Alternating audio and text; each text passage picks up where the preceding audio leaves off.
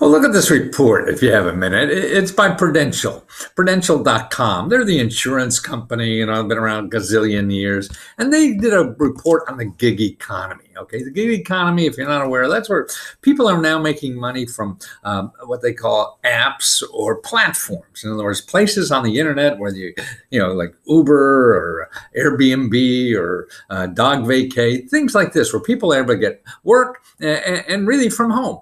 Part-time, full-time, whatever. But this does a generational analysis of who's making money on these things and who isn't, and how much are they making.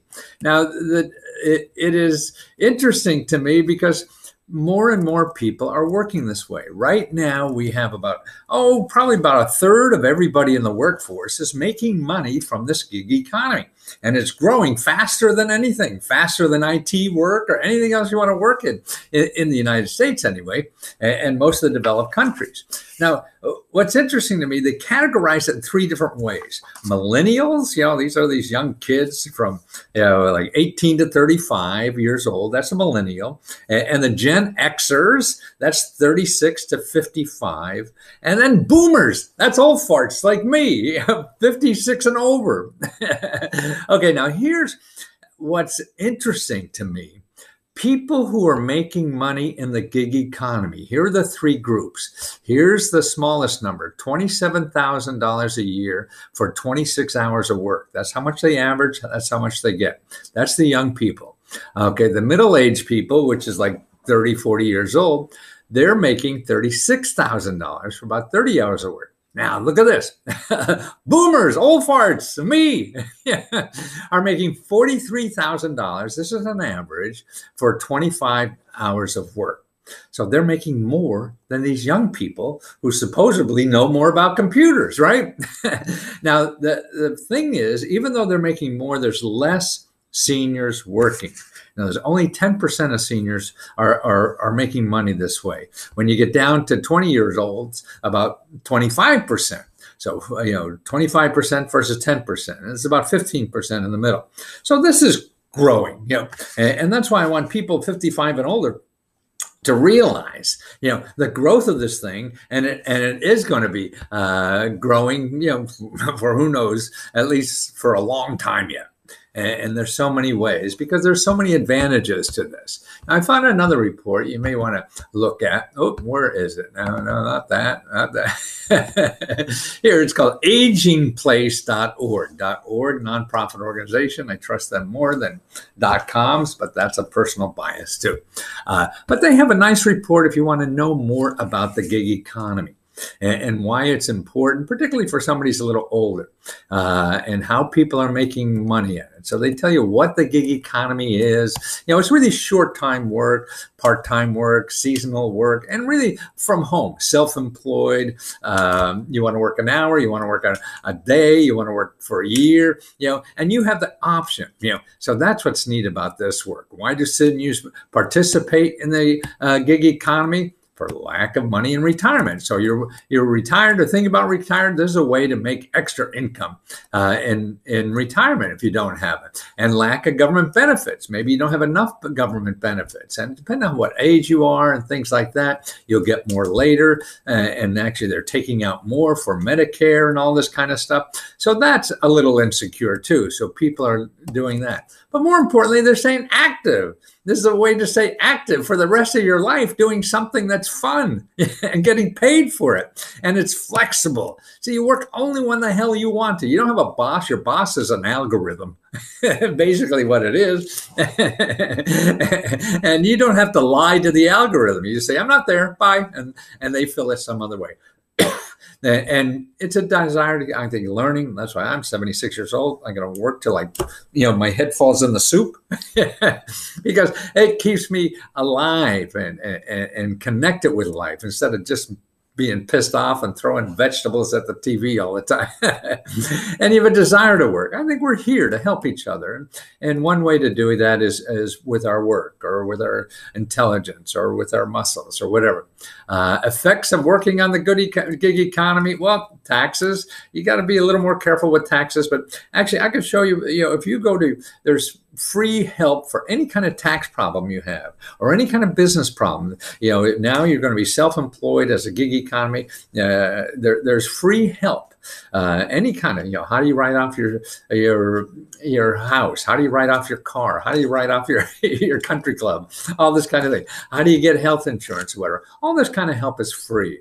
And that's free from government organizations and nonprofit organizations that get grants to help you for free. And you could find that locally. You could call 211 locally and say, hey, I want to start a business or be a freelancer and I need help. And they'll show you. So it's flexibility, retirement contributions, potential lack of business. These are downsides. There may be. How seniors get involved in the gig economy. Here, you become a host, Airbnb, that's what you do. You rent out a room or thing. You're a driver. There's thousands of ways to driver. You're a consultant, online teachers, online child sitting, pet sitting. There's so many ways. Your phone, you can make money on your phone, your laptop or whatever, just with your car, delivering all kinds of stuff. So there's hundreds and hundreds and hundreds of ways, to do this. Now, how do you start doing that? Well, I think one of the best places is this out in San Francisco. They have a free course you could take. It only takes a few hours to find out all about it. And they have a list of about, a bunch of places to start this. And that's the thing. None of it costs any money. The course does not cost any money. It costs no money to try one of these things. They're all legitimate. You don't have to worry about getting scammed. You get paid for sure because they collect the money and give you the money, ahead of time before you do the work. Anybody that charges you money before you get money, you don't do that. You go on. So take this course for free, and it's gig training, GIGTRAINING, and then .sf for San Francisco, GOV. So gigtraining.sfgov.org.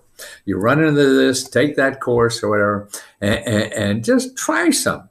Fill out a few applications that you want to do this work, see what happens. And one doesn't work, you try another. And that's what I'm trying to do at Lesko Help, which is a closed Facebook group we have. And you have to pay money. It's like $20 a month. But once you get there, I'll show you like 200-300 sources of making money like this. Or you need more help with all the, handling the taxes and where to get that free or getting government benefits to subsidize that. That's what I'm doing. I'm showing people there the sources of free money or money you don't have to pay for or income that you don't have to pay for. Every website I give you on, if you're a member there, does not cost you anything. So that's my deal. I show you all the free stuff. And whether you use me or not, the gig economy is, I think, very important in our life, particularly when people need extra income, which we all do. The average wage has not grown in like 50 years in our country. Maybe it went up a little bit.